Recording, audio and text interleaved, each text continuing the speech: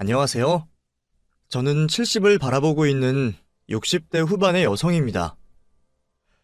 아주머니들과 통성명을 하며 매일같이 말하는 나이인데 이렇게 인지를 하고 직접 글자로 적으니 새롭게 느껴지네요. 이제 저도 나이를 정말 많이 먹은 것 같습니다. 언제 이렇게 나이를 먹은 건지 정말 세상 빠르네요. 그만큼 세상이 좋아지기도 했고요. 보통 제 젊었을 적만 해도 라디오로 사람들의 사연을 아주 짧게 듣곤 했는데 이제는 제가 듣고 싶은 이야기를 선택해 골라 끊김없이 들을 수 있다는 것이 놀랍기만 하네요. 이 세상의 발전으로 인해 제 사연도 이토록 쉽게 여러분들께 들려드릴 수 있는 거겠죠. 제 사연은 제 아들네에 관한 이야기입니다만 제 자서전이기도 합니다. 이런 좋은 기회를 맞아 허심탄회하게 전부 다 말해보고 싶네요. 그럼 제가 살아온 이야기를 들려드리도록 하죠. 요즘 태어난 아이들은 대부분은 도시에서 태어났겠지만 저 때만 해도 시골에서 나고 자란 아이들이 많았습니다. 저 또한 그랬죠. 농사일을 하시던 부모님 밑에서 저는 이녀 중 막내로 태어났습니다. 언니는 겨우 저보다 1살 많았을 뿐이지만 어린 저에게는 엄마를 대신해 저를 돌봐주는 어른 같은 존재였죠. 그 따뜻한 가족들 품에서 저는 행복한 유년 시절을 보내고 있었어요. 그러다 같이 놀던 언니 오빠들에게 처음으로 도시 이야기를 듣게 되었죠. 말로만 들으면 그런 별천지가 없었습니다. 무서운 것들도 투성이라 했지만 그만큼 재미있고 신기한 것들이 상상도 할 수 없을 만큼 많다고 했어요. 그때는 TV가 귀할 때라 저희 동네에는 있지도 않았고 그러다 보니 누군가에게 전해들은 이야기가 와전되고 그 말을 믿었죠. 그날 이후로 막연하게 도시에 가고 싶다는 꿈이 생겼던 것 같아요. 그래서 매일 언니와 있을 때면 서로 가장되게 도시 이야기를 부풀리며 놀았죠. 농사일이 바쁘신 부모님께서 저희를 데려가 주실 리가 만무하니 저희가 직접 가보기로 했습니다. 정말 발칙한 생각이죠. 부모님 몰래 계획을 세운 우리는 무작정 도시로 향했어요. 지금 크기의 반절 정도 되는 버스에 몰래 올라탄 우리는 누군가의 자식인 척을 하며 도시까지 도착하게 되었습니다. 하지만 말로 듣던 거와는 전혀 다른 모습에 실망을 할 수밖에 없었죠. 사람들이 정신없이 많고 건물들이 다닥다닥 붙어있는 것을 빼면 우리 동네와 별반 다를 것이 없었습니다. 그래도 확실히 볼 것들은 많더군요. 처음 보는 것들에 정신을 팔렸던 저는 언니의 손을 놓치게 되었고 한참이 지나다 언니와 떨어졌다는 걸 알게 되었습니다.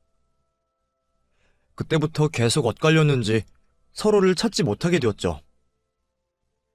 한참을 언니를 찾다 지쳤던 저는 건물 한켠에 쪼그려 앉아 있었죠. 마침 도시에 볼 일이 있어 나온 동네 아저씨를 보게 되었고 아저씨께 언니를 찾아달라 졸랐습니다. 아저씨는 버스가 끊기기 전까지 저를 데리고 언니를 찾아다녔고 경찰서에 가셔서 신고도 해주셨어요. 그리고 부모님이 있는 집까지 데려다 주셨죠. 저는 돌아올 수 있었지만 아직 언니를 찾지 못했습니다. 부모님께서는 생업도 내려놓으시고 언니를 찾기 위해 도시를 왔다 갔다 하셨죠. 하지만 언니는 어디로 간 것인지 찾을 수가 없었고 결국 부모님도 포기를 하시고 집으로 돌아와 생업을 이어가셨어요. 그때는 남의 집 애를 다른 사람이 데려가 키우기도 하고 부모가 있던 아이도 거리에서 방황을 한다는 이유만으로 고아원을 갈 때라 부모님께서는 언니를 찾을 수 없다고 생각하셨나 봐요.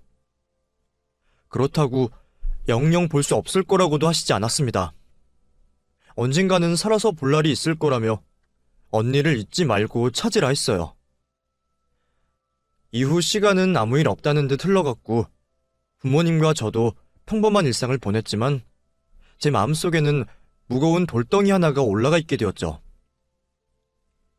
이후 성인이 되어서 일을 찾아 도시로 나온 저는 당연히 언니도 틈틈이 찾아다녔습니다. 일을 쉴 때면 실종 당시 언니의 신상 정보와 인상착의가 적힌 종이를 돌리며 거리를 다녔죠. 그때 저를 도와주던 사람이 있었어요. 바로 제 남편이었죠.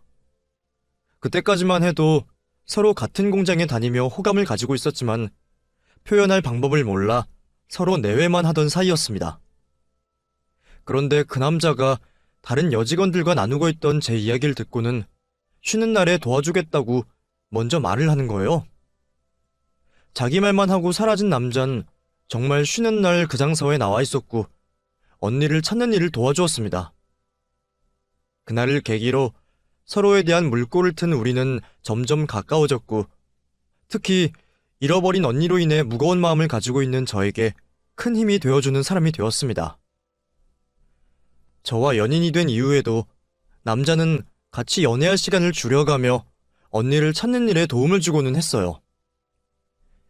책임감 있고 제 근심마저 나눠 가지려는 남자를 놓칠 수 없었고 우리는 조촐한 결혼식을 올리고 부부의 연을 맺게 됩니다. 그 당시 대부분의 부부들이 그렇듯 남의 집 단칸방살이로 신혼생활을 시작했던 우리는 아이를 많이 가지길 원했어요. 지금 젊은 부부들의 분위기와 달리 그 당시는 딸 자식 가리지 않고 많이 낳는 게 가정이 행복하다고 생각하던 시절이었죠. 우리도 마찬가지였어요. 하지만 우리의 바램과 달리 아이가 쉽게 생기지 않았습니다. 부부간의 일로 비뇨기과는 물론이고 산부인과를 찾아간다는 건 상상도 할 수 없던 시절이니 오로지 삼신할매와 조상님께 빌며 우리 닮은 아이를 달라고 했죠. 그 바램이 하늘에 닿았는지 정말 긴 노력 끝에 우리의 아이를 낳을 수 있었습니다. 워낙 임신하는 데 있어 마음고생을 많이 해서 그런지 우리는 아이 가지는데 더는 고생하지 말고 하나 있는 아이에게 온 정성을 들여 키우자고 했고 아들 동현이에게 온 정성을 쏟아가며 키웠죠. 중간에 형편이 어려워져 끼니를 줄이게 되더라도 아이에게만은 좋은 것을 먹이자고 했습니다. 우리는 물에 밥을 불려 먹어도 아이에게는 고기 반찬이 된 밥상을 차려줬죠. 남들은 유난이라고 했지만 그렇지 않았습니다. 아이가 우리의 바람대로 잘 자라주었거든요. 자식이 원하는 대로 자라주는 걸 보는 재미가 얼마나 있던지 우리는 힘든지도 모르고 아이에게 모든 지원을 해주기 위해 노력했습니다. 그 결과 아들은 명문대를 입학했죠. 짧은 가방끈이 항상 바깥 생활하는 데 있어 창피하고 불편함을 줬던 우리에게 정말 자랑스러운 아이였어요. 그런데 우리 집안 자랑이 되었던 아이가 대학을 가고 난 뒤로 조금씩 변하기 시작했습니다. 어울려 다니는 친구들의 부모님에 비해 우리가 한참 못났는지 부끄러워하더군요. 하숙을 하는 아들을 찾아가려 전화를 하면 항상 올라오지 말라는 투로 말을 했어요. 하숙비와 음식을 챙겨주러 가면 대학거리가 아닌 곳에서 만나곤 했죠. 그런 아들의 마음도 알 것도 같았습니다. 성인이라고 하나 이제 겨우 20살 남짓한 아이에게 남들과는 비교 상대도 되지 않는 우리가 창피할 수도 있었겠죠.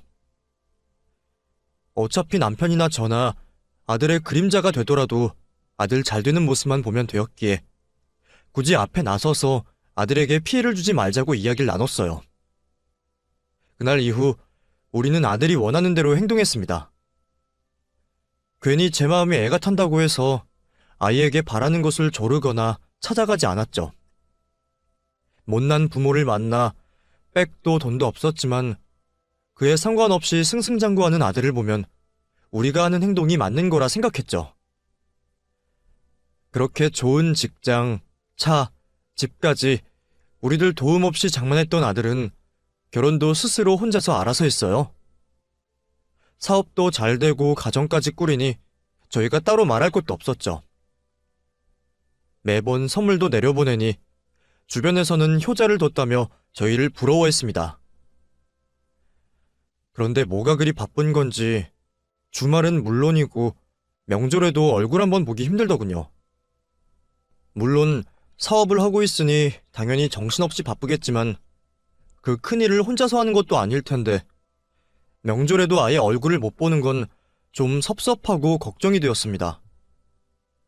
자식의 성공이 중요하다고 해도 그것보다 아들의 건강이 더 먼저니까요.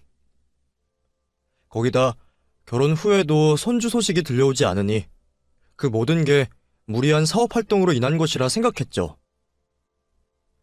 그러다 아들에게 전화를 하게 되었는데 처음에는 쉬엄쉬엄 일하라고 시작한 이야기가 손주 얘기까지 이어지게 되었고 그 이야기가 나오자 아들은 저희에게 화를 냈습니다. 바쁘니?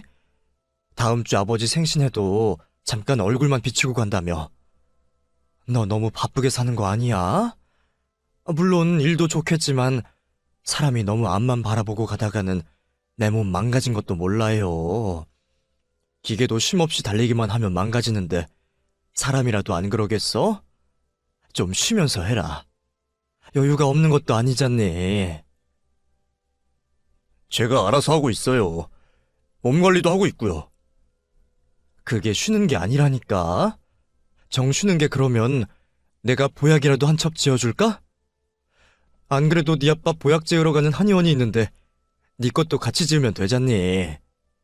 그리고 거기가 아이 가지는데 도움되는 약도 잘한다고 하던데 네가 바쁘면 정연이만 내려보내서 아이 생기는데 좋은 약도 한 첩 짓자. 일 때문에 나가는 게 있으면 약이나 음식으로라도 보충해줘야지. 어머니, 제가 아이 얘기하지 말라고 했죠. 또 왜 애타령을 하세요? 어? 미안하다. 내가 깜빡했어. 난 네 몸 걱정한다는 게 또 어쩌다 그 얘기로 빠졌네. 미안하다. 그딴 약 가지고 애가 생길 것 같아요? 제가 왜 애가 안 생기는지 알려드릴까요?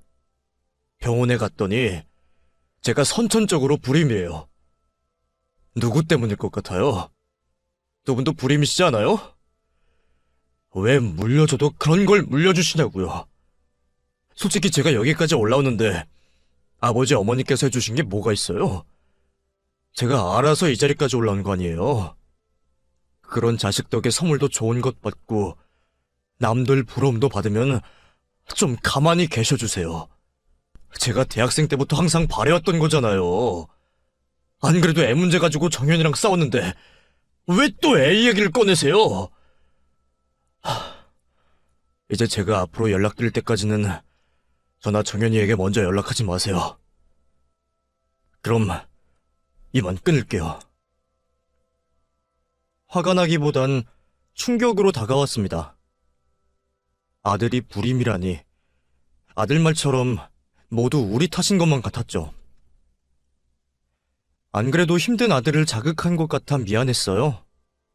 그날 이후 아들이 저희에게 하는 연락이 줄어들며 부모 자식 간 사이가 소원해지기 시작했죠. 아들 소식이 매일 궁금했지만 주변 사람들이 잘 되고 있다는 소식에 대신 안도하며 살았어요. 그러면서 나이 들어 자식에게 기대는 부모가 되어선 안 되겠다는 생각으로 일을 손에서 놓지 않으며 살아가고 있었죠. 그래도 우리 부부에게 서로가 있어서 다행이었어요. 아들의 일로 힘들 때면 서로가 서로를 위로해주며 버티고 살 수 있었거든요. 그렇게 흘러가는 시간 속에 아들과는 화해를 하지 못한 채 있었죠. 그러다 남편이 사고로 세상을 떠나게 되었습니다. 자동차 사고였어요. 병원에 일찍 도착하여 살 줄 알았는데 점점 의식이 흐려지던 남편이 결국에는 세상을 떠나게 되었죠. 자신의 삶이 얼마 남지 않았음을 알았는지 남편은 의식이 있을 때 저에게 남은 인생 마음껏 즐기다 오라는 유언을 남겼습니다.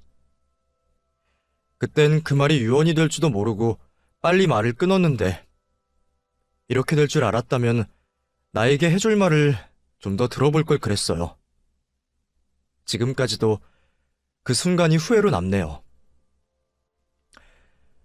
그렇게 남편의 죽음을 받아들이고 장례를 치러야 했던 저는 오랜만에 아들에게 연락을 했습니다.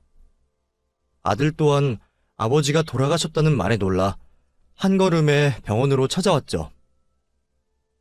그 전까지 겨우 참고 있던 눈물이 아들을 보자 왈칵 쏟아졌습니다. 그제서야 마음 놓고 기댈 수 있는 아들의 품에서 남편 잃은 슬픔을 토해냈죠. 눈물을 다 쏟아내고 이제 아들과 며느리 얼굴을 보며 장례에 대해 이야기를 하려고 하는데 이게 어떻게 된 일인지 아들과 며느리의 얼굴이 전과는 너무 다른 얼굴을 하고 있었습니다. 분명 멀끔하게 정리가 잘 된 모습이었는데 이제는 얼굴색도 칙칙하고 생기라고는 하나 없는 모습이었죠. 혹시 아들에게도 무슨 병환이 있나 싶어 걱정을 하며 물어봤어요. 대답하기를 망설이던 아들은 그동안의 근황을 저에게 알렸습니다. 저희와 연락이 소원해지고 나서 언제부턴가 하던 사업이 잘 안 되었다고 하네요. 나중에는 늘어나는 빚으로 인해 사업도 접고 집과 차 그리고 돈이 되는 거라면 다 팔았지만 그래도 아직까지 해결을 하지 못했다고 했죠. 사회 초년생일 때부터 해오던 사업이니 다른 일은 할 자신이 없어 지금도 힘들지만 비슷한 사업을 하고 있었고 전처럼 사업이 잘 되지는 않아 어려운 형편에 놓여 있다고 했습니다. 저희에게 화를 낸 지난 일도 있고 자신들 상황도 좋지 못하니 일부러 우리에게 연락도 안 하고 명절에도 못 내려왔었다고 말을 했어요. 그 이야기를 들으니 속이 답답하더군요. 힘들면 당연히 아빠 엄마에게 찾아와 도와달라고 하는 걸 남편과 저 중에 누가 과거 일로 문제를 삼는다고 혼자 앓고 있었다니. 혼자 끙끙거렸을 아들과 며느리를 생각하니 제 속이 더 아팠습니다. 이제라도 솔직하게 말해줘서 정말 다행이었어요. 우선 남편의 장례를 치르고 나서 그 일을 더 이야기하기로 했죠. 남편의 장례를 마치고 그 슬픔이 채 가시기도 전에 전 바쁘게 행동해야 했습니다. 아들 동현이에게 도움을 줘야 했거든요. 우선 가장 필요한 게 무엇인지 묻는 제 물음에 아이는 어렵게 돈이 필요하다는 말을 꺼냈어요. 남편 사고로 받게 될 돈이 있으니 그 돈으로 아들을 도와주기로 했죠. 이후에도 동현이는 사업이 잘 풀리지 않는지 가끔 저에게 돈을 빌려가곤 했습니다. 그렇게 시간이 좀 지나고 저도 몸 이것저것이 고장이 나면서 일을 그만두고 집에서 쉬게 되었죠. 그때 아들이 저에게 찾아와 부탁 하나를 하였습니다. 엄마, 죄송한데 사업하는데 돈이 더 필요해서요. 제가 대충 알아보니까 이 집이랑 가지고 계신 땅이요. 그걸로 저 좀 도와주시면 안 돼요? 대신에 제가 앞으로 쭉 엄마 모시고 살게요. 아들이 힘들다고 하는데 집이 대수겠어요? 어차피 제 몸 하나 누릴 곳만 있으면 되었습니다. 안 그래도 수척해진 아들 며느리가 매일 마음에 걸렸는데 제가 같이 살며 몸보심도 좀 시켜줘야겠다고 생각했죠. 부모가 자식 도와주는 게 당연한 거라 생각하고 고민도 없이 집과 땅을 팔아 아들네 집으로 들어갔습니다. 하지만 제 도움에도 무엇이 잘못된 건지 아들이 하는 일은 계속 안 됐습니다. 마음 같아선 굿이라도 한번 하고 싶을 정도로 하는 일마다 막히기만 했죠. 아들의 늘어가는 한숨과 그늘진 며느리의 모습을 보며 저도 괜히 더 기분이 안 좋아졌고 아들네 눈치를 보며 생활할 수밖에 없었죠. 두 사람에게 힘이 되고 싶었던 저는 일부러 더 밝은 척 행동하며 집안에 웃음이 나게 하려 했어요. 하지만 제 노력과는 상관없이 두 사람은 좀처럼 어두워진 표정을 풀지 않았고 저는 더 의기소침해지기 시작했죠. 실질적인 도움을 주기 위해 저는 인근 시장과 구일란을 뒤져 부업거리를 찾아와 일을 했고 아이들이 저에게 쓰는 비용을 줄여주기 위해 식비를 아낄 겸 밖으로 나가 무료로 급식을 주는 곳에서 끼니를 해결하곤 했습니다. 잠자는 시간과 일하는 시간을 제외하곤 애들 편하라고 밖에서 있다 보니 시간이 참 많이 남았어요. 그 시간을 어떻게 유용하게 사용할까 하다 생각난 게 언니 찾는 일에 좀 더 시간을 투자하자였죠. 그때까지도 언니를 찾으려고 제 나름대로 활동을 하고 있었기에 시간이 많이 있는 이때 언니 찾는 일에 시간을 더 할애하기로 한 거죠. 그렇게 본격적으로 언니를 찾아 나서려고 하는데 한 통의 연락이 왔습니다.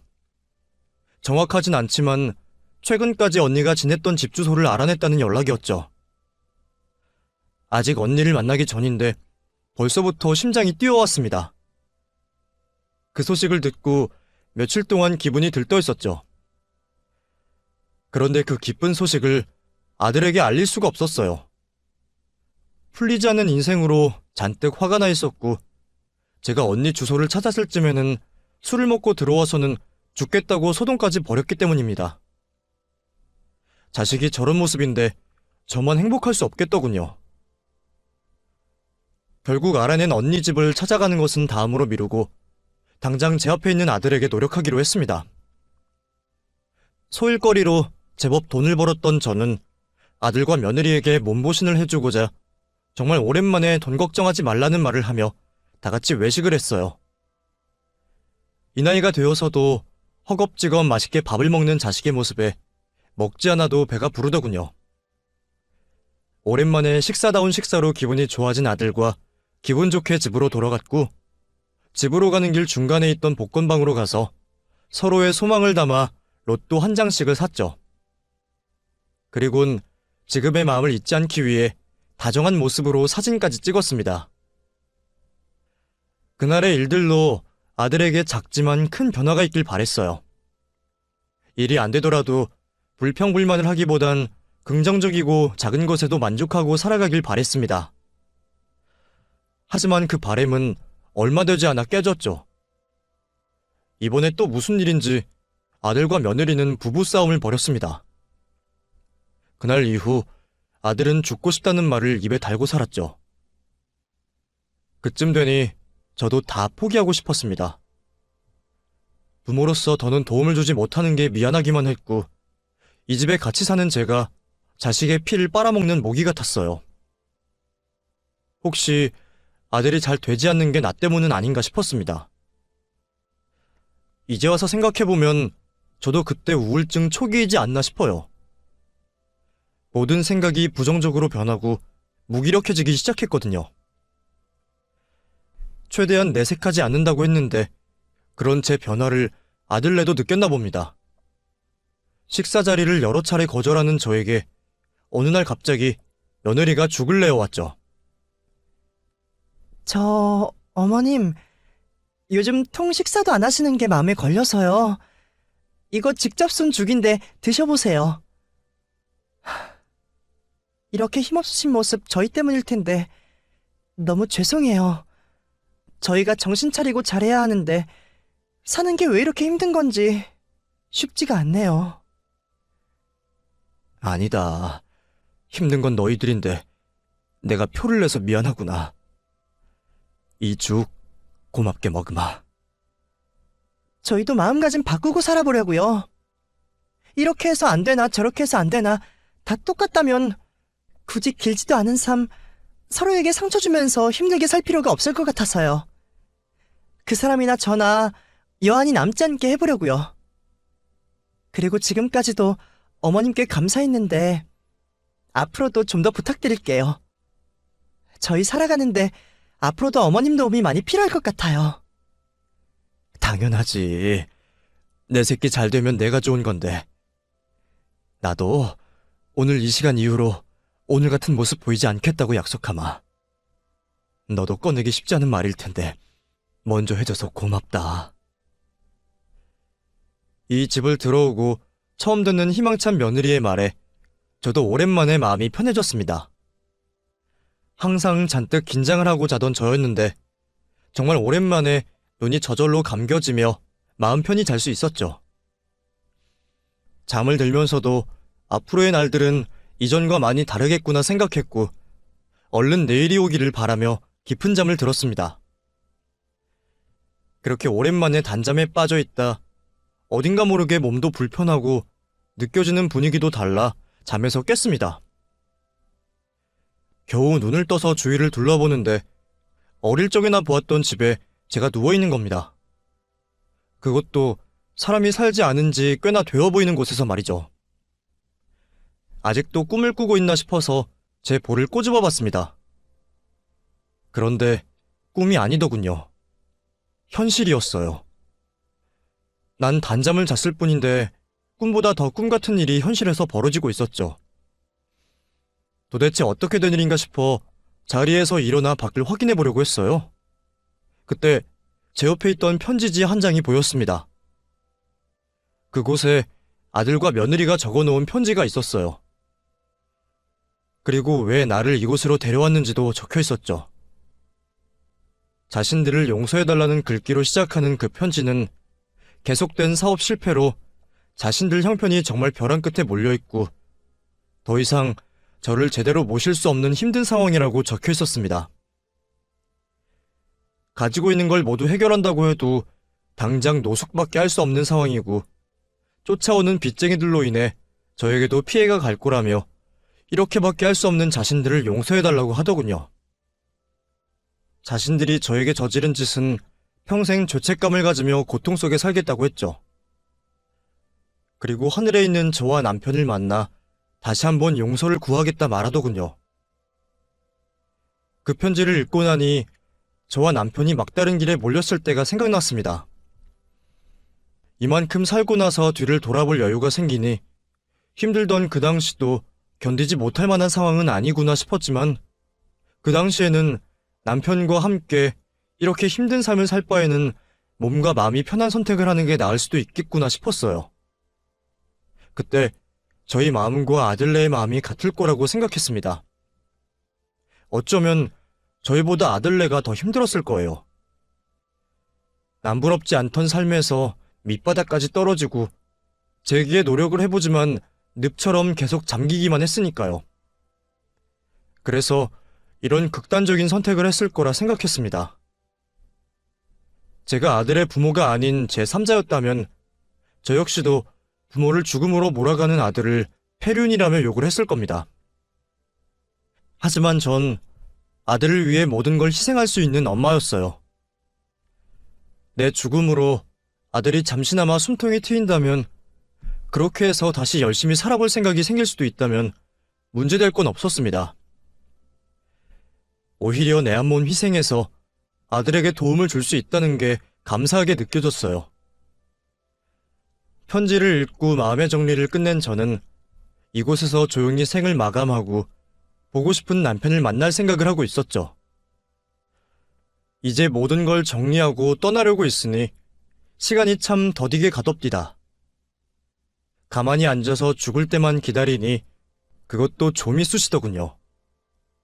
가장 오래된 기억부터 하나씩 살펴보려 하는데 그제서야 이 세상에 남은 단 하나의 아쉬움이 떠올랐어요. 바로 우리 언니였죠. 죽을 땐 죽더라도 우리 언니 잘 지내고 있는지는 보고 싶었습니다.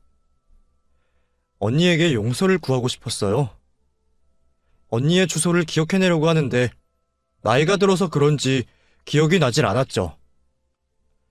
아직 애들이 제 방을 치우지 않았더라면 아직 언니 주소가 적힌 수첩이 그대로일 겁니다. 마지막으로 먼발치에서 애들 얼굴이나 볼 겸 또 수첩도 가져올 겸 집으로 가기로 했죠. 그렇게 산길을 20시간 헤집다 내려와 겨우 도로로 내려왔어요. 집으로 가기도 전에 죽겠다 싶더군요. 다행히 나이든 노인이 죽을 얼굴을 하고 도로에 있으니 한 아저씨께서 저를 차에 태워주셨고 물과 함께 먹을거리도 챙겨주셨습니다. 그렇게 그분의 차량으로 집 근처로 오게 된 저는 아들네가 집에 없을 거라고 생각한 늦은 아침까지 기다렸어요. 그리고 조심스레 집 앞으로 가 초인종을 눌렀죠.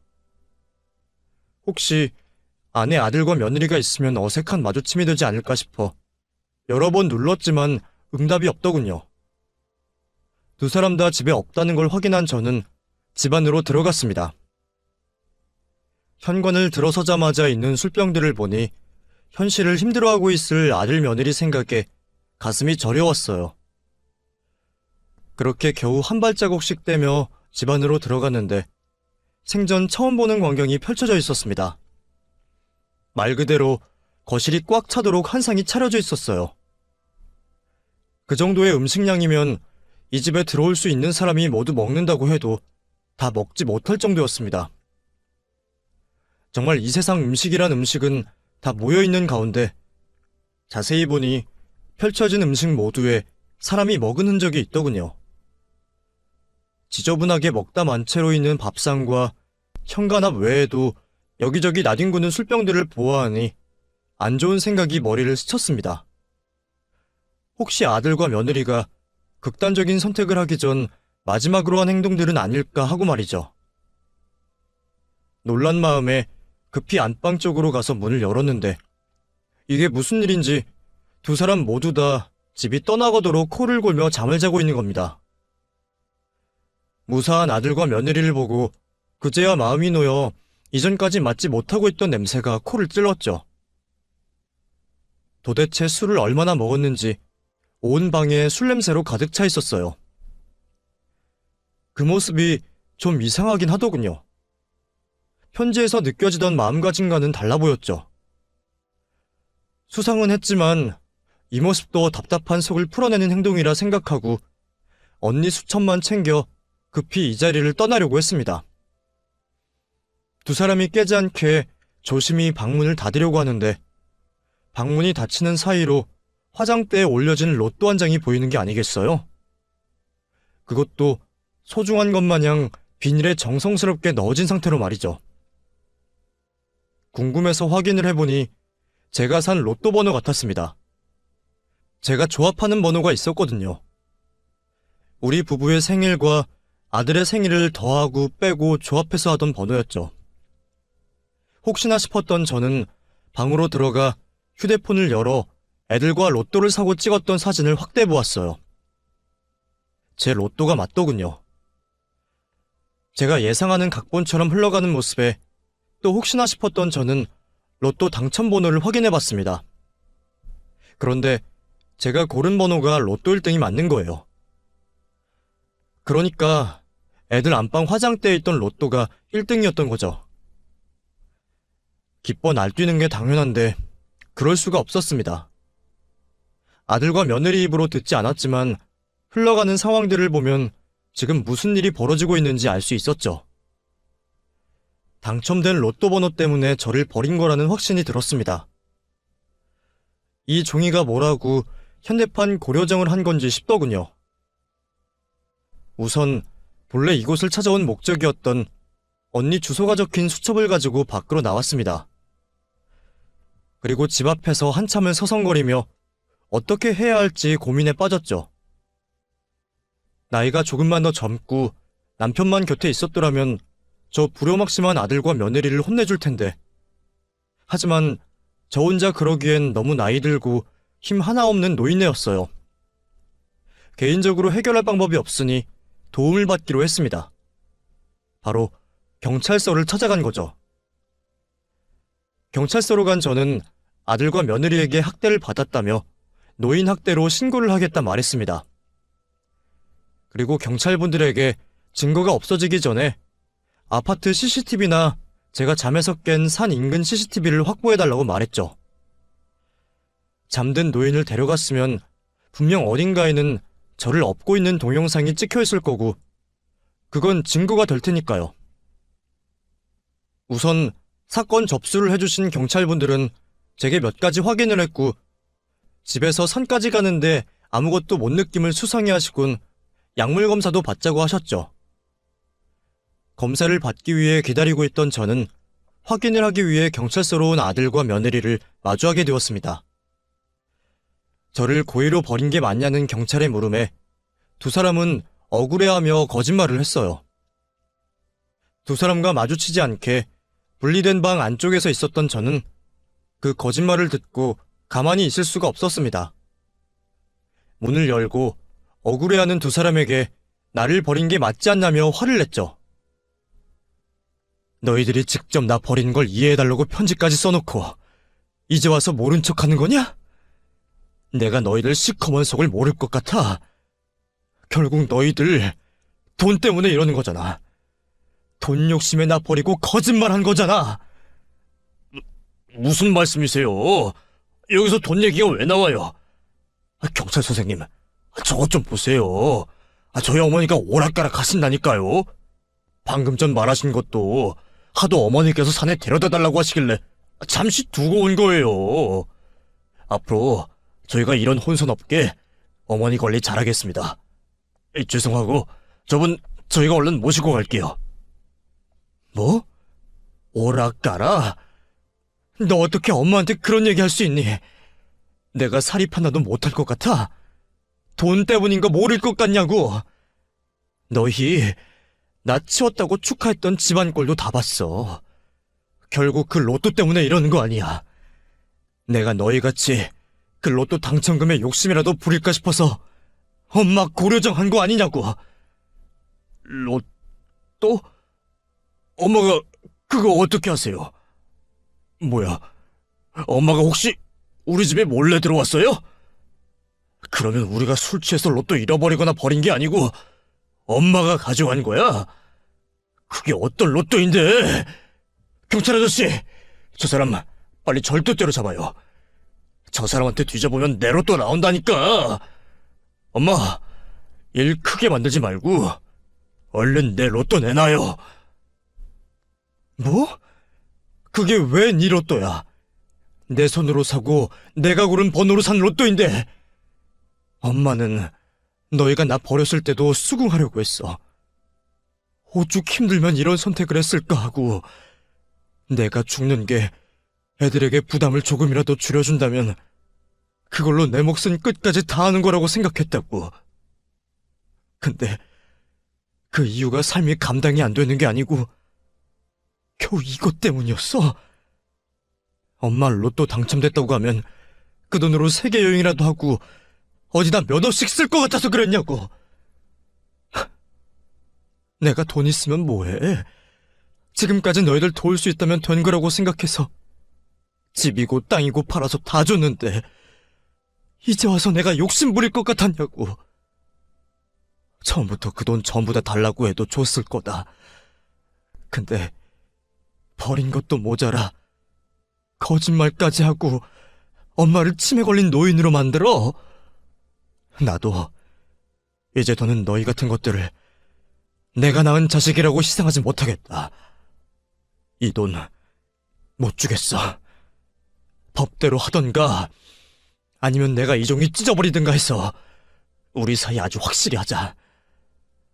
나도 엄마 목에 칼 들이미는 자식 새끼 필요 없으니. 아들은 그런 저의 말을 듣고 치매 걸린 도둑년이라며 더 난리를 쳤습니다. 결국 경찰분들이 여러 명 붙어 제압을 하고 수갑을 채워야 했죠. 그 틈을 타 눈치가 빠른 며느리는 저를 어떻게든 꿰어내보려고 했어요. 어머님, 이런 일 겪게 해서 죄송해요. 근데 정말 이 방법밖에 없다고 생각해서 그랬어요. 혹시 어머님께서 다른 생각 가지시면 그때는 어쩌나 싶어서 불안해서 한 행동들이에요. 이제 어머님 마음도 알았으니 다시 잘 지내봐요. 솔직히 상황이 사람을 변하게 만든다고 저 사람 저렇게 쉽게 화내고 돈 욕심 있던 사람 아니었던 걸 아시잖아요. 뭘 해도 안 되고 사람이 끝자락에 매달리게 되니 순간 정신을 놓았던 것 같아요. 저도 그렇고요. 정말 죄송해요. 앞으로 평생 모시고 살면서 지금까지 잘못했던 것들 사죄하면서 어머님께 잘할게요. 그러니 성난 마음 좀 푸세요. 누가 그 남편의 그 아내 아니라고 할까봐 며느리는 당첨금을 어떻게 해서든 나눠받으려고 저에게 뱀같이 속삭이더군요.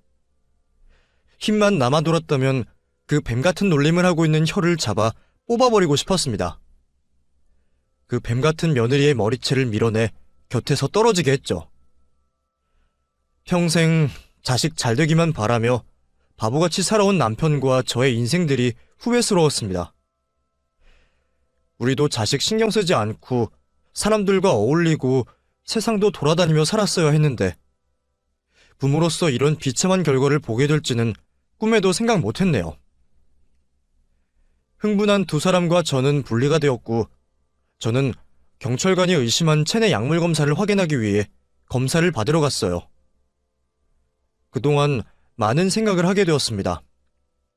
자식에 대해 목을 매왔던 제 삶에 대해서 후회하고 아이 교육에 있어 우리 부부가 무엇을 잘못했는지도 생각했죠. 그러다 며느리의 말처럼 두 사람을 용서해볼까 하는 생각도 했습니다. 정말 이 모든 게 그놈의 돈 때문이고 이 문제만 해결된다면 아들네와 함께 행복한 인생의 말년을 보낼 수 있지 않을까 싶었죠. 산속에서 마음먹었던 것처럼 자식에게 4살 내어주는 게 부모의 숙명이라면 괜한 집안 다툼을 벌이지 말고 아들과 며느리에게 사과받는 것으로 끝내는 게 좋을 수도 있겠다고 말이에요. 정말 많은 생각을 했는데 우리 남편 마지막 얼굴이 생각나는 겁니다. 평생 좋은 것 하나 못 해보고 죽은 우리 남편이 너무 가여웠어요.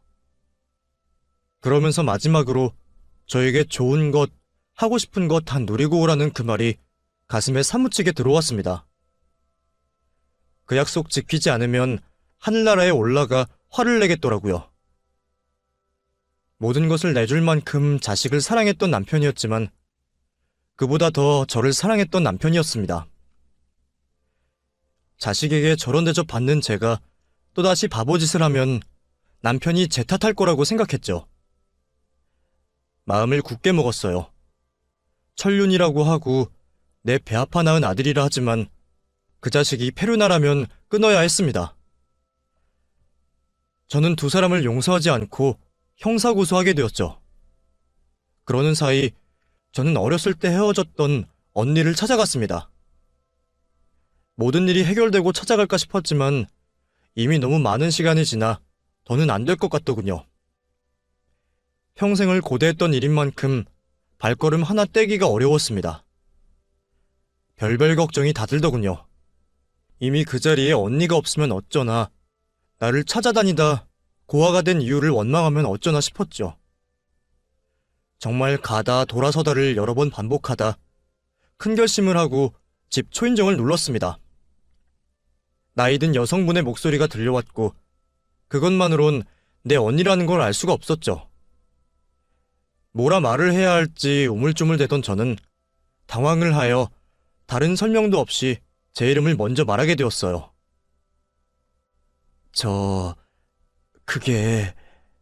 저 에란이에요. 혹시 여기 영란이 언니 집이 맞나요?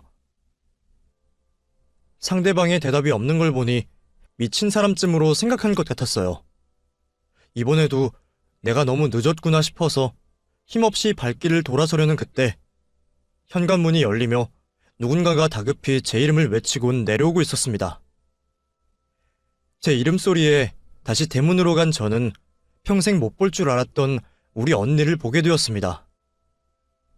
비록 60년 넘는 시간이 흘러 이제 서로 할머니가 되어가고 있는 얼굴을 하고 있었지만 정말 한눈에 알아볼 수 있었습니다. 우리는 누가 먼저라고 할 것 없이 60여 년 전 놓쳤던 손을 마주잡았고 서로가 서로의 품에 안겨 눈물을 쏟아냈죠. 평생 저를 눌러왔던 죄책감이 그날의 만남으로 조금은 해소되는 것 같았습니다. 우리는 한참 동안 서로를 다시 만난 것을 믿지 못한 듯이 여러 번 확인을 하다 언니 집안으로 들어가 서로의 이야기를 하게 되었어요. 서로를 그리워했던 나날들만큼 할 이야기들이 끝없이 나왔고 밤을 새고도 할 이야기가 남아있었죠. 서로 울고 웃으면서 그 끝나지 않을 것 같은 이야기를 나누다 최근에는 어떻게 살고 있는지에 대해 말이 나왔습니다. 언니에게 못할 말이 어디 있겠나 싶었던 저는 바로 며칠 전에 있었던 아들네 일을 말하게 되었어요. 언니는 힘들었을 내 선택을 잘한 일이라 말해주었습니다. 그리고 부모로서 절대 잘못된 행동을 한 게 아니니 죄책감 따위는 가지지 말라 했죠. 그때 언니의 그 말이 저에게는 참 의지되고 위안이 되었어요. 그리고 언니는 우리 자매 더 이상 떨어지지 말자며 자신의 집으로 들어와 살 것을 제안했죠. 염치불구하고 언니와 살고 싶었습니다. 이제 언니와 제가 남은 평생을 같이 살아도 떨어진 날들이 길었기에 한시라도 헤어지기 싫었거든요. 그렇게 언니와 한 집에서 생활하게 되었죠. 그 이후 아들과 며느리는 노인복지법과 함께 의료법 위반으로 처벌을 받게 되었습니다. 두 사람 모두 상해를 제외한 유기, 경제적 학대가 인정이 되어 징역이 선고되었고, 며느리는 제게 준 죽에 자신이 처방받은 수면제를 넣었다는 이유로 의료법 위반에도 걸려 징역살이가 늘어났죠. 그리고 두 사람이 문제 삼은 로또에 대한 주인이 누구인가는 아주 싱겁게 결말이 났습니다. 제 휴대폰 속에 있던 로또를 사고 찍은 사진과 함께 로또방 CCTV, 아들과 며느리의 문자 내역으로 당연히 제 것으로 판명났죠. 로또를 받자마자 언니와 함께 당첨금을 수령하고 왔어요. 이제 이 돈만큼은 아끼지 않고 저와 언니, 그리고 저를 가족으로 받아준 조카들과 행복할 수 있게 사용해야죠. 이제 새로운 출발을 하는 저에게 이곳 여러분들께서 많은 응원해주시면 좋겠네요. 글을 읽어주셔서 감사하고 여러분들도 항상 건강하시고 행복하시길 진심으로 바라겠습니다. 감사합니다.